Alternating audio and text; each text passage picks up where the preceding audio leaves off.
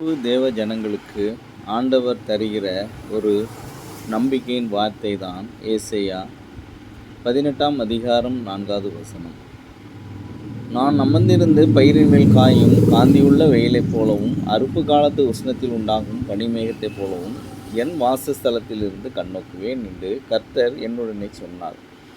ஆண்டவர் ஏசையா தீர்க்கதரிசிக்கு சொன்ன ஒரு வார்த்தை தான் இது.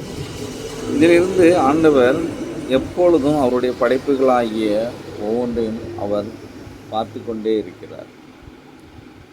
நம்முடைய நம்பிக்கை, நமக்கு ஒரு சில காரியங்கள் நமக்கு நடக்கவில்லை என்று நாம் சோர்ந்து போகிறோம். அது நம்ம நினைச்ச நேரத்தில் நடக்கலையே என்று நாம் சோர்ந்து போகிறோம்.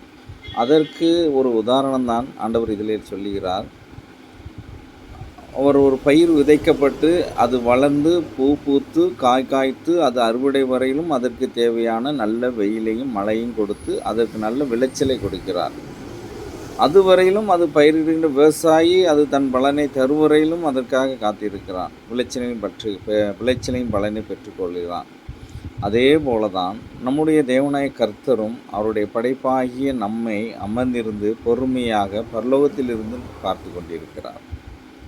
எப்படி ஒரு பயிர் விதைக்கப்பட்டு அது வளர்ந்து அது காய்த்து அது பலனை கொடுக்கும் வரையிலும் அதற்கு தேவையானவைகளை கர்த்தர் கொடுக்கிறாரோ, அதே போல அவருடைய பிள்ளைகளாகி நமக்கும் ஏற்ற காலத்தில் நமக்கு தேவையான ஆகாரம், பாதுகாப்பு, ஆவிக்குரிய ஆசீர்வாதங்கள், ஐஸ்வர்யங்கள் இவைகளை ஏற்ற நேரத்தில் கர்த்தர் தருவார். அதுவரையிலும் ஒரு பயிரிடுகிற விவசாயி எப்படி அறுவடை வரை காத்திருக்கிறானோ அதே போல் நாமும் காத்திருந்து தேவனுடைய ஆசீர்வாதங்களை பெற்றுக்கொள்ள வேண்டும். கர்த்தர் தம்முடைய பிள்ளைகளை ஒரு காலம் கைவிடுவதில்லை. எனவே சில நேரங்களில் நம்முடைய ஜெபத்துக்கு பதில் கிடைக்கவில்லையே, நம்முடைய காரியங்கள் எதுவும் நடைபெறவில்லை என்று நாம் சோர்ந்து போகாதபடி நம்மை அனுதினமும் நம்மை பொறுமையாக அமர்ந்து பார்த்து கொண்டிருக்கிற நம்முடைய கர்த்தருக்கு நம்முடைய வழியை ஒப்புவித்து கர்த்தருக்காக காத்திருக்கும்போது அவரே காரியத்தை வாய்க்க செய்வார். நம்பிக்கையோடு விசுவாசத்தோடு நாம் காத்திருப்போமாக. ஆமேன்.